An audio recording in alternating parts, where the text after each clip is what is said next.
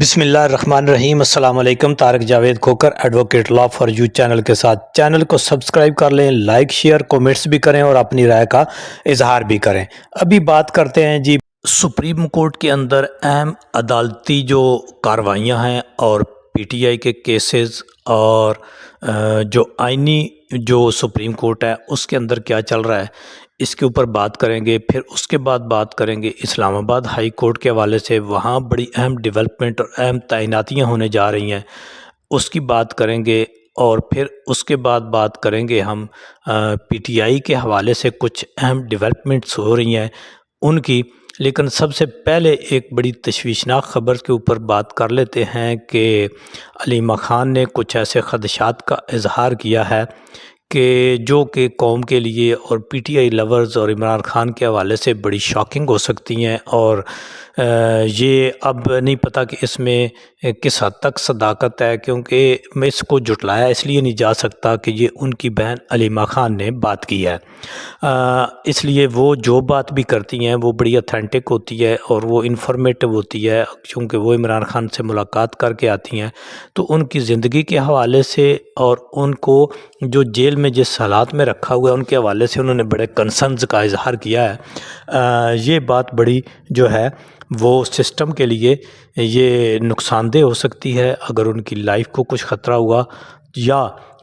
ان کو کسی نہ کسی طرح سے سسٹم سے ایلیمینیٹ کرنے کی جس طرح سے پہلے بھی کوششیں کی جاتی رہی ہیں۔ اگر کوئی ایسی اٹیمپٹ ہوئی تو یہ میرا خیال ہے کہ ایک بڑے انریسٹ کی طرف جائے گا،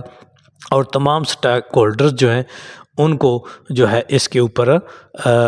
سیریسلی لینا چاہیے، اور کسی بھی حوالے سے ایسی جو خدشات ہیں وہ عمران خان کے پی ٹی آئی کے اور ان کی فیملی کے دور کرنے چاہیے۔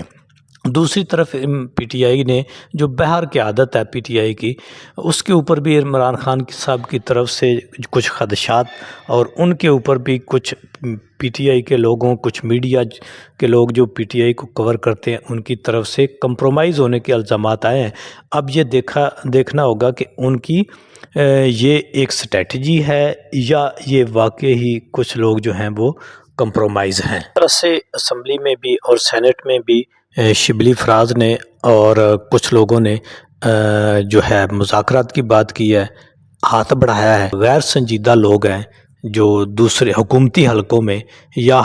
طاقتوروں میں یا میڈیا کے اندر، میرا خیال ہے کہ وہ تو اس بات کا مذاق اڑا رہے ہیں، جبکہ کوئی بھی ایک جو سمجھدار آدمی ہے جو اس ملک کی آئین کی، قانون کی، عوام کی بھلائی چاہتا ہے اور جو اسلام کو سمجھتا ہے، وہ اپنے آپ کو ایک اسلامی معاشرے کا فرد سمجھتا ہے، تو میرا خیال ہے کہ اس کو یہ بات معلوم ہونی چاہیے کہ جب بھی دو گروہوں میں، دو گروپوں میں، دو لوگوں میں جو ہے وہ لڑائی ہو رہی ہو تو اس میں جو صلح کا کردار ادا کرنا ہے اس کی کتنا ثواب اور اجر ہے، اور اس میں کتنا اس کو، اور جو فریق پہل کرتا ہے اس کو کتنا اپریشیٹ کرنا چاہیے۔ لیکن بدقسمتی یہ ہے کہ یہاں پر کوئی ماننے کو تیار نہیں ہے، کوئی اس انریسٹ کو ختم کرنے کے لیے سیریس نہیں ہے، اور وہ شاید یہ سمجھتے ہیں کہ جو ہارڈ لائن ہم نے لی ہوئی ہے اس سے ہم کسی کو ختم کر لیں گے، کسی کے نظریے کو ختم کر لیں گے، کسی پارٹی کو ختم کر لیں گے، تو وہ ایسا ممکن نہیں ہے۔ اگر یہ جبر، ظلم اور یہ انریسٹ سالہ سال بھی چلتا رہے تو یہ عوام کے دلوں میں جو ہے وہ ان کی محبت پیدا نہیں ہو سکتی، کیونکہ 8 فروری کو عوام نے بتا دیا تھا کہ وہ کس کے ساتھ کھڑے ہوئے ہیں۔ تو جو لوگ بھی ایسی بات کر رہے ہیں، ہاتھ بڑھا رہے ہیں، اگرچہ پی ٹی آئی کے ساتھ زیادتی ہوئی ہے، ان کے ساتھ پچھلے 2-2.5 سال سے رجیم چینج سے لے کر زیادتی ہو رہی ہے، ان کے لوگوں کو قتل کیا گیا ہے، عمران خان گولیاں لگیں، ان کی کوئی ایف آئی آر نہیں ہو رہی، کہیں سے ان کو انصاف نہیں مل رہا، تو یہ ایک بہت ہی خطرناک صورتحال ہے۔ اس میں اب پی ٹی آئی جو نیکسٹ کرنے جا رہی ہے وہ اگلے کچھ دنوں میں پی ٹی آئی کے اوپر جو ایک گوسلو انہوں نے کیا ہوا تھا اس میں بڑے اہم کام کرنے جا رہی ہے۔ برقع واقعہ تھا، اس کی ایف آئی آر کرانے جا رہی ہے، ان لوگوں کا ڈاٹا شیئر کرنے جا رہی ہے، اور پھر انٹرنیشنل میڈیا تک جو ہے وہ اس کا ایک ڈاٹا وہ شیئر کرنے جا رہے ہیں۔ سی سی ٹی وی فوٹیج، یہ ساری چیزیں وہ اپنی ایف آئی آر کا حصہ بنا کر ایک ایف آئی آر لانچ کرنے جا رہی ہیں، اور پھر انٹرنیشنل میڈیا کے اوپر جو ہے وہ اس سارے کچھ کو لے کے آ رہے ہیں، جس کا اور آنے والے دنوں میں جس کی بڑی جو ہے وہ اثر ہوگا ان موجودہ حالات کے اوپر۔ تو ابھی بات کر لیتے ہیں اسلام آباد ہائی کورٹ کے حوالے سے۔ وہاں ایک اگر آپ دیکھیں نا جی، اس اسلام آباد کے ہائی کورٹ میں جو ججز کی تعیناتی کے لیے نام دیے گئے، ان ناموں کے اوپر اگر آپ غور کریں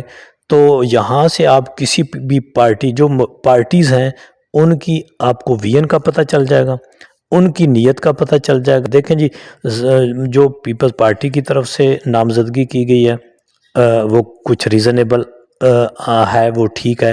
کسی حد تک۔ پھر جو پی ٹی آئی کی طرف سے جو نامزدگی کی گئی ہے،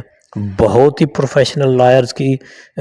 جو ہیں ان کو ہائی کورٹ کا جج انڈکٹ کرنے کے لیے یا ایلیویٹ کرنے کے لیے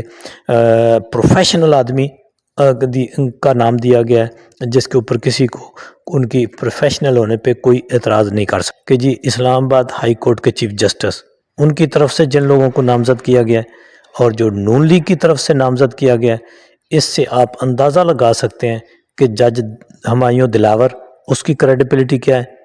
اس کیا اخلاقی طور پر۔ چلیں جی، ایک تو ان کے نزدیک کرائٹیریا ہے کہ اس نے عمران خان کو پہلی سزا سنائی تھی، دوسرا اس کا اخلاقی طور پر دیکھیں تو کیا ایسے شخص کو میں تو اسے کہتا ہوں سروس میں نہیں ہونا چاہیے جو اس کی ویڈیو ریلیز ہوئی تھی۔ اس کو تو میرا خیال ہے کہ خود سے اگر کچھ بھی شرم حیا ہوتی تو یہ خود سے اس کو ریزائن کر کے چلے جانا چاہیے تھا، لیکن دیکھو نون لیگ کا چوائس دیکھو کیا ہے۔